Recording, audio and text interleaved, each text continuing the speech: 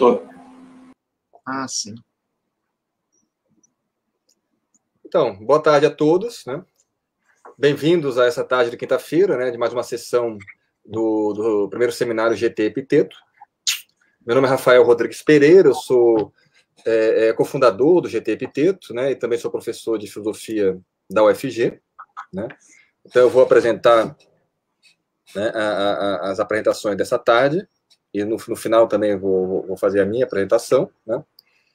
Então, nós vamos então começar aqui com a apresentação do Jorge Felipe, né, que tem mestrado em filosofia na UFG e está agora entrando no doutorado, né, trabalha com estoicismo e cinismo, e ele vai nos falar das críticas de Boas ao anti-intelectualismo cínico, né, um trabalho que ele desenvolveu aí no mestrado dele. Então, bem-vindo, Jorge, e quando você quiser, pode começar, então. Bom, então, obrigado, Rafael, obrigado ao Aldo, né, e ao GT por organizar, né, esse espaço para a gente, importante, né, a gente ter esse espaço, ainda mais na pandemia, né, e tal, a gente continuar, né, a conversar, a pensar a filosofia, né.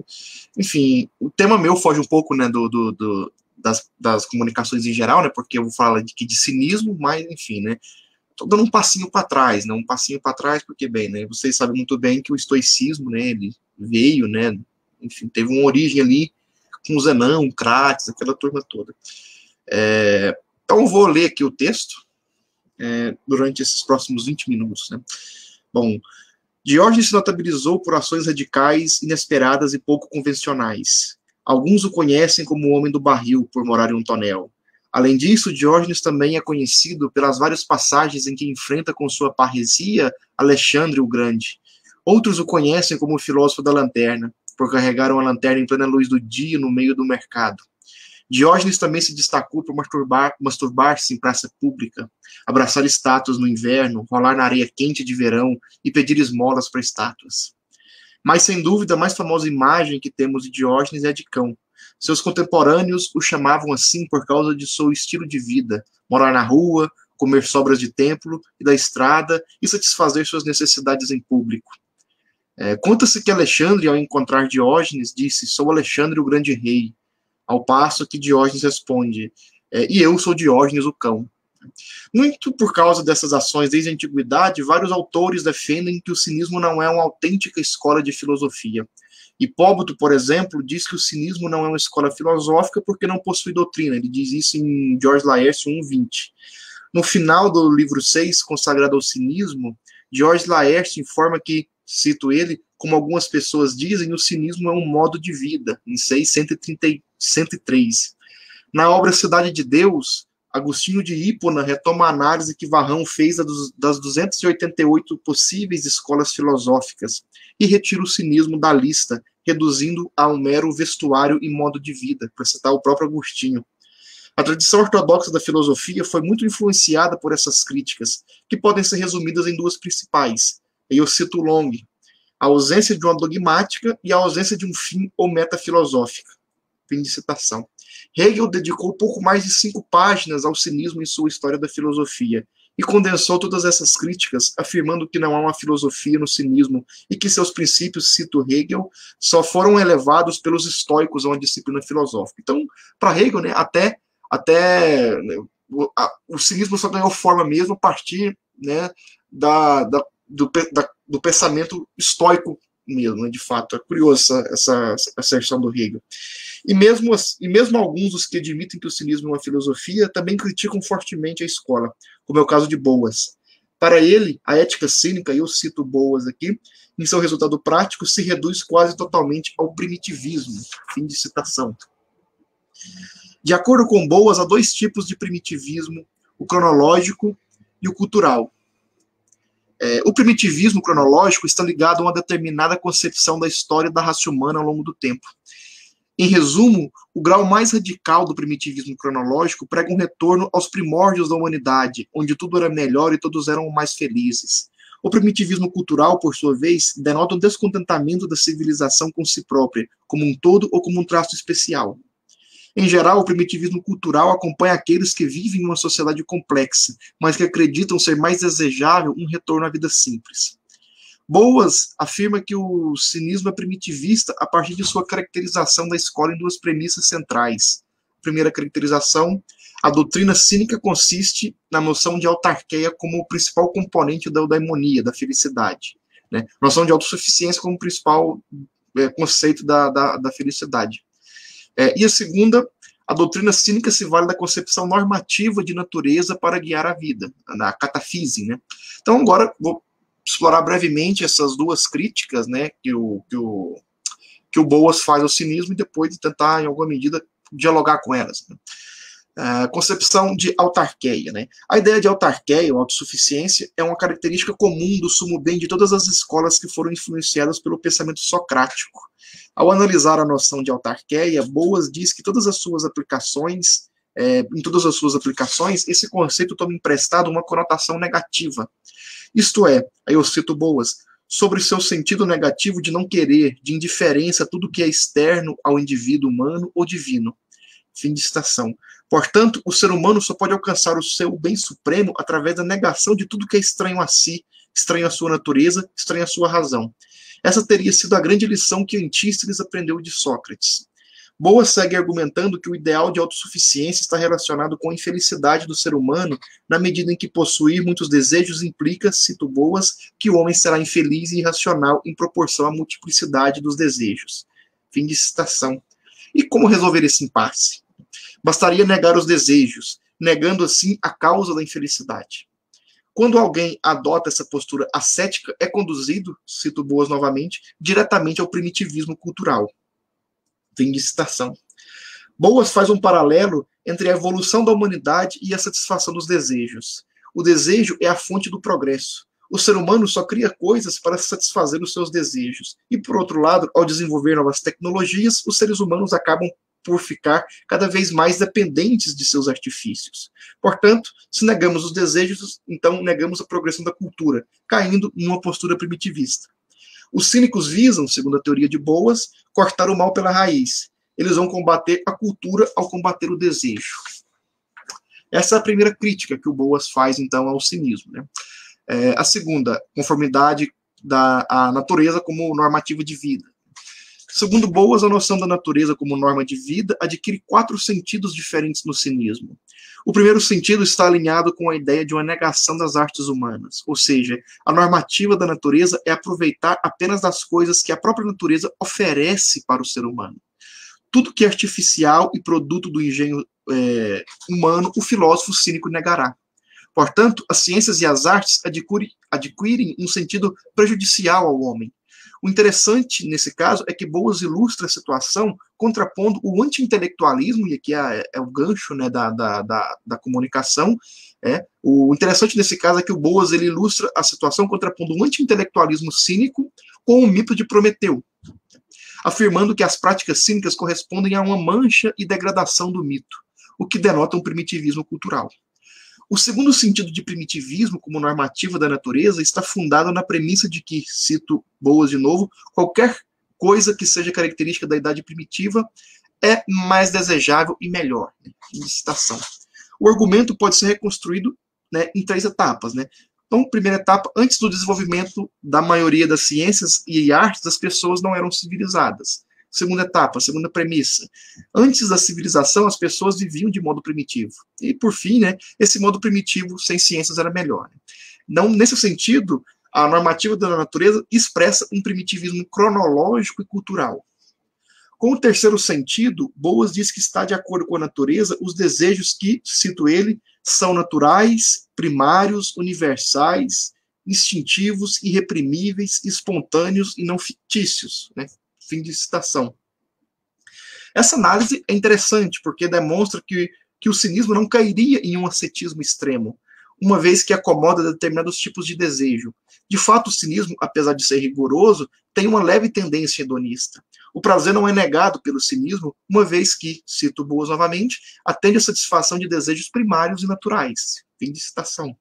Um exemplo disso é o impulso sexual, que não deve ser reprimido, por ser por ser universal e de fácil satisfação, né? O impulso, pelo contrário, os cínicos vão dizer, né, e vão fazer isso, né, deve ser consumado o mais rapidamente possível. O que os cínicos faziam através da má ideia, né, do despudor, da sem-vergonhice. Por fim, está o sentido mais clássico da natureza como norma para a vida feliz, a oposição ao nomos. Não está de acordo com a natureza os costumes, códigos morais e leis que não são naturais. Dessa forma, o cinismo se comprometeria com práticas muito polêmicas, como, por exemplo, o incesto e a antropofagia, né? Tais práticas não seriam antinaturais, uma vez que são praticadas por algumas raças. Isso é um tema polêmico, né? Porque, bem, você pode tentar argumentar, né, que essas práticas são um nomos, né, são um costume de determinadas raças, né? Então, enfim, isso é um tema espinhoso. Então, visto as duas críticas, né, agora a gente passa para tentar entender, né, o que seria esse anti-intelectualismo cínico, né, e como, né, lidar com essas críticas, né, que o Boas faz à escola. O anti-intelectualismo está ligado à tensão permanente que há entre physis e nomos, entre natureza e convenção, no cinismo, né? Essa tensão transpõe várias camadas do pensamento cínico. E por se tratar de uma questão ampla, que entra em vários aspectos da escola, se torna complexo o empreendimento de definir o que é o intelectualismo para o cinismo, para a escola cínica. A melhor forma, né, talvez a melhor forma de responder essa questão ampla é refazendo-a e destrinchando em outras questões menores, que nos direcionem melhor até a resposta possível. Como nós percebemos o anti-intelectualismo nas creias, nas anedotas? Isto é, quais são as formas práticas tomadas pelo anti-intelectualismo dos filósofos cínicos? Para responder essa questão, ambas questões, voltemos à renúncia dos cínicos em relação ao nomos, né? Jean-Pierre Meilland faz uma classificação interessante, dividindo a renúncia ao nomos em dois tipos principais. Você tem a renúncia ao luxo material, você tem a renúncia ao luxo espiritual. O anti-intelectualismo cínico se conecta principalmente com a negação do luxo espiritual e, em alguma medida, pode culminar na negação do luxo material, né? E o que significa, mais precisamente, essa negação do luxo espiritual, né? O que significa quando a gente diz isso? Recuperemos um exemplo notável. Em uma creia, em uma anedota, é narrada a conversa de Diógenes com Egésias, que sofre censura do cínico por pedir livros e não conselhos do próprio filósofo. Essa situação em particular não gera muito incômodo, mas Diógenes exagera em vários outros casos e, por causa de sua maneira irreverente de filosofar, é criticado. Certa vez, um jovem se dispôs a estudar com Diógenes e o filósofo mandou que ele arrastasse um peixe pelas ruas. Isso está reportado em Diógenes Laércio 6,36. À primeira vista, isso pode parecer sem sentido, né? Você vai estudar filosofia com alguém e o cara te manda carregar um peixe, né? Isso não é uma distorção completa, né? Mas o Jean-Pierre Meilland, ele vai fazer uma análise onde ele tenta explicar qual era a ideia que o Diógenes queria transmitir, né? E aqui eu cito o Meilland, né? Essa citação dele aqui é perfeita, né? Ele vai direto no ponto. Quem esperava as vestígios dos grandes princípios filosóficos recebe como comando um peixe. Que diferença, aparentemente. E a história diz que o discípulo, muito desconcertado, recusou o teste humilhante e, consequentemente, recusou a filosofia de Diógenes. A anedota admirável, que simbolizava toda a abordagem do filósofo de Sinope, uma vez que faz entender que o complexo deve ser medido pelo simples, que a ideia deve ser medida pela ação, que o abstrato deve ser medido pelo concreto. Fim de citação. Meilland usa o termo aparentemente, eu destaco esse termo aqui, ao se referir à diferença entre a teoria esperada pelo jovem e o que Diógenes entrega, porque, em essência, não há diferença. Essa é a posição da tradição cínica, que consiste em aplicar conceitos através da ação e jamais elucidá-los de modo sistemático e teórico. Fazendo uso das palavras de Meilland, o cinismo, cito ele, é uma filosofia absolutamente sem técnica. E é justamente esta escolha que gera dificuldades e controvérsia entre os estudiosos quanto às pretensões e às caracterizações da escola cínica. A segunda questão a ser respondida é: qual o fundamento filosófico do anti-intelectualismo cínico? Responder essa questão adequadamente significa entender por que os cínicos se comunicaram da maneira que se comunicaram, por que eles utilizaram de expedientes chocantes e impactantes para ensinar sua filosofia. O anti-intelectualismo cínico se funda a partir do pragmatismo da escola. Esse pragmatismo, por sua vez, encontra suas origens na filosofia da linguagem de Antístenes. Sabe-se que Antístenes tem duas grandes proposições em seu pensamento linguístico: a impossibilidade de definição e a impossibilidade de contradição e ou falsidade. Ambas as proposições têm paralelos éticos, a primeira focando no anti-intelectualismo. Antístenes fala de um okeologos, que se refere à impossibilidade de um macrologos. É que eu devo isso muito à pesquisa que o Brenner está fazendo no mestrado, né, que ele pesquisa isso aqui a fundo e ajuda muito, né, a entender, né, o cinismo a partir dessa teoria da linguagem de Antístenes. Né. O okeologos é uma espécie de discurso um para um, né, um discurso próprio, e o macrologos seria um discurso amplo, um discurso longo, né, um discurso difícil de traduzir macro, né? Enfim, um discurso mais amplo, né? Um discurso definicional, por assim dizer, vamos ficar com esse termo. Isto é, não é possível definir as coisas por meio de proposições definitórias, categorias ou coisas do gênero, como, por exemplo, vemos em Platão, ao usar termos como mesidade e tacidade.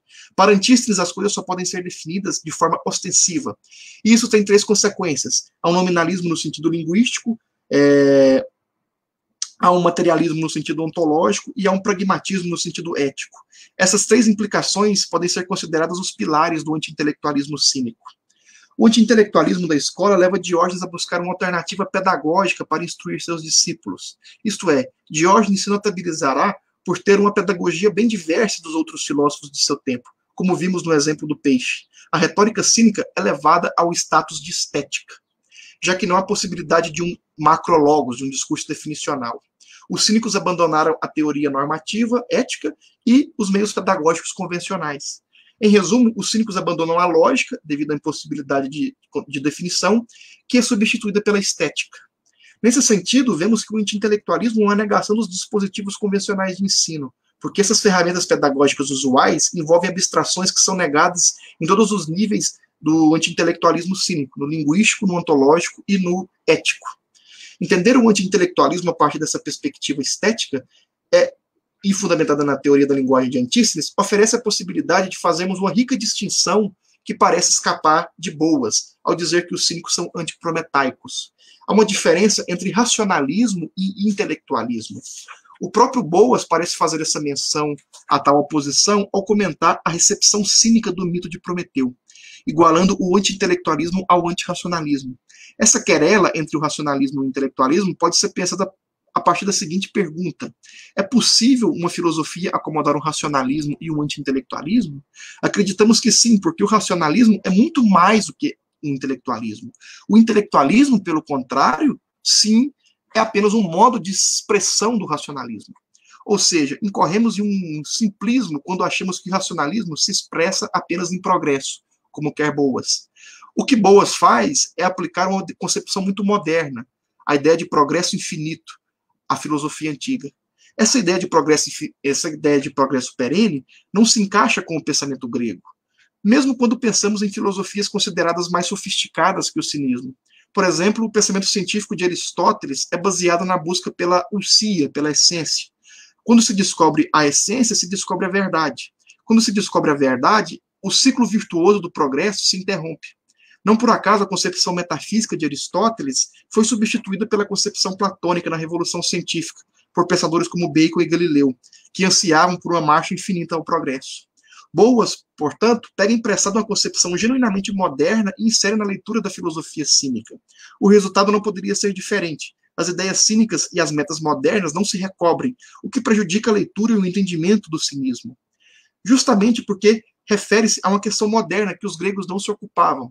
E essa preocupação com a técnica faz com que se perca de vista a distinção entre o racionalismo e o intelectualismo. O movimento que estamos propondo não é uma negação completa da existência da noção de técnica no mito de Prometeu. É uma interpretação legítima. A questão que levantamos é a problemática de ler o mito restringindo a uma questão meramente técnica. Isso é problemático porque a própria técnica pressupõe outras capacidades e faculdades. E é importante distinguirmos a técnica desses outros domínios. Então, a partir do mito de Prometeu, usado como alegoria para afirmar o primitivismo cínico, que lançamos a distinção entre racionalismo e intelectualismo. O cínico não rejeitará o mito, se tomarmos o mito com uma perspectiva mais ampla, por exemplo, com o fogo simbolizando o roubo da razão dos deuses. Os cínicos são racionalistas, no sentido que submetem todas as suas convicções ao crivo da razão, à virtude e ao conhecimento. Portanto, o núcleo duro do cinismo possui um comprometimento com a razão, embora esse comprometimento incinda em um anti-intelectualismo, enquanto a retórica cínica difere desse aspecto. A retórica, sim, dos cínicos de Diógenes é anti-intelectual, no sentido de fazer uso de expedientes estéticos. Os cínicos são considerados anti-intelectuais porque negam as superestruturas abstratas em preferência de representações. Grande parte das críticas que o cinismo recebe incide sobre esse ponto do anti-intelectualismo. Tanto aqueles que afirmam que o cinismo não pode ser considerado uma escola, quanto aqueles que afirmam que é uma escola primitivista, como é o caso de Boas, não parecem desconsiderar essa distinção e os aspectos estéticos da retórica cínica. Ao pensarmos os conceitos da escola, vemos que o cinismo tem um pensamento coerente, mesmo que não seja sistematizado. E o pensamento cínico é tão rigoroso quanto o de Aristóteles, Platão e outras escolas helenísticas. Há um comprometimento muito forte com a razão, com o logos. Diógenes dizia: na vida necessitamos da razão ou então de um laço, para se enforcar. Na retórica cínica, isto é, no modo como eles transmitem esse pensamento, fica eclipsado, toda essa ideia conceitual rigorosa da escola. Todas essas ações escritas nas creias, aparentemente, distorcem, aparentam ser uma distorção no ideário filosófico do Diógenes. Por isso, não seria exagero dizer que tais críticas de que o cinismo não é uma escola filosófica e de que o cinismo é uma escola primitivista, por causa do anti-intelectualismo, vão impactar bastante na recepção do cinismo moderno, no cinismo até os dias de hoje. Por isso, se faz imperativo que nos debrucemos sobre essas reprimendas a fim de entendê-las melhor e em que medida elas se fazem justas ou justificadas. Ok, obrigado.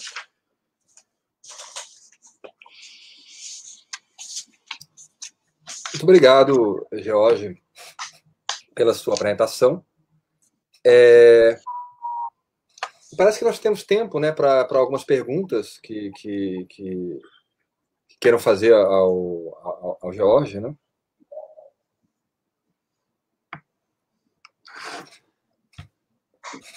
O George está aí, defendendo, o cinismo de várias críticas que são feitas há séculos ao cinismo, então ele está aí num projeto de defender o cinismo dessas críticas, Não diria isso, eu diria que eu tô passando uma lupa nas críticas, a primeira etapa é só essa.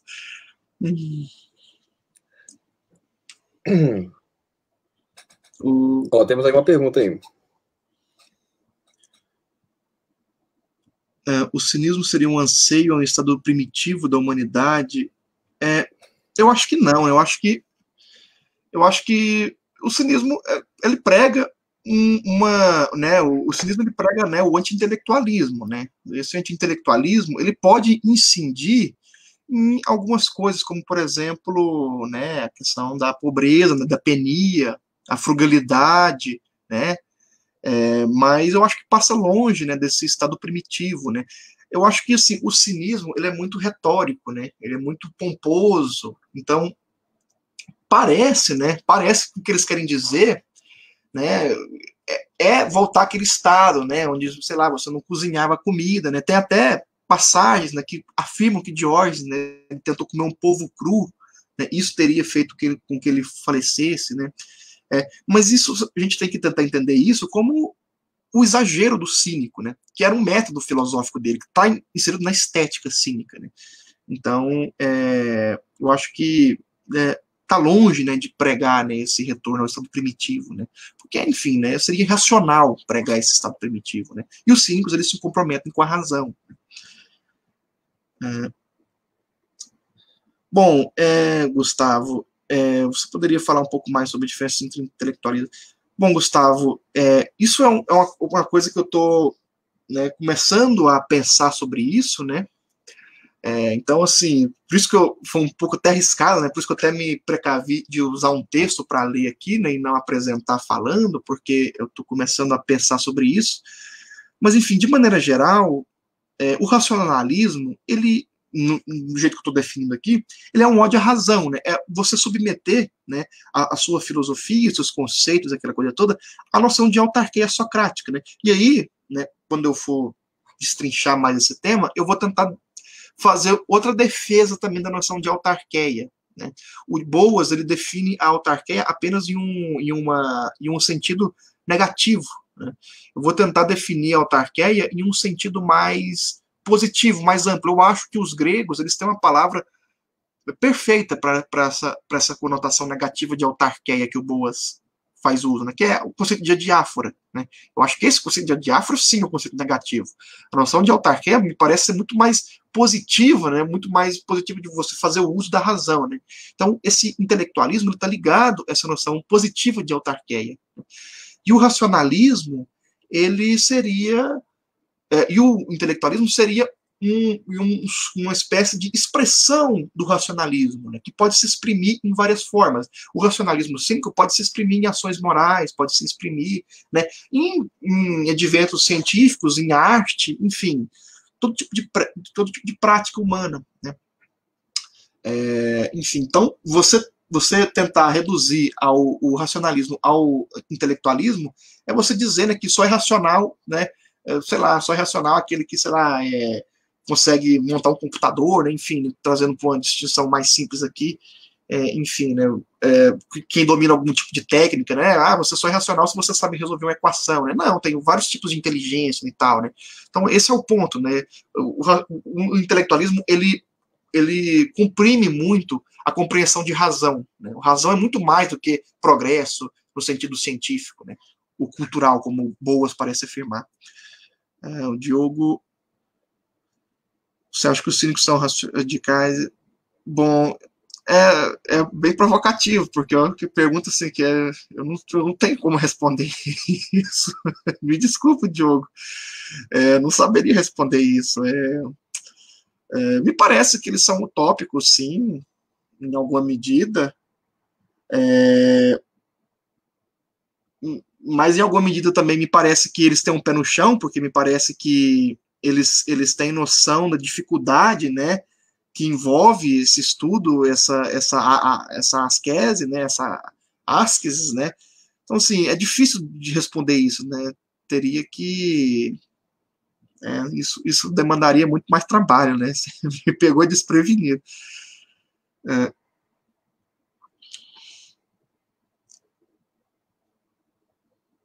Ok, essa distinção entre intelectualismo e racionalismo, só pegando esse ponto do que o Diogo falou dos intelectualoides, né, isso se expressa um pouco na discussão que o Diógenes tinha com Platão, né, porque essa discussão com Platão seria, né, o Platão seria um intelectualoide, né, para Diógenes, né, porque ele fica falando de mesidade, de tacidade, de mundo das ideias, né, e o cinismo ele quer aquela coisa, mais pé no chão, né, o cinismo ele quer as coisas mais práticas, né? Ele quer, enfim, simplificar a vida ao máximo, né? Esse seria um intelectualismo cínico que o Boas toma como primitivismo, né? Talvez, né, uma outra abordagem de fazer essa distinção entre racionalismo e intelectualismo seria a partir, né, da disputa que há entre Platão e Diógenes.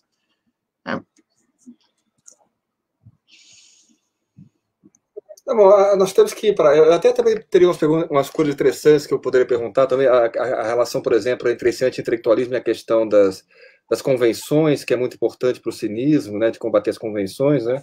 Mas aí depois a gente pode, né, continuar essa conversa, que a gente tem que ir agora para a próxima apresentação, tá? Então, muito obrigado, George, e nos vemos agora aqui na próxima apresentação. Uhum.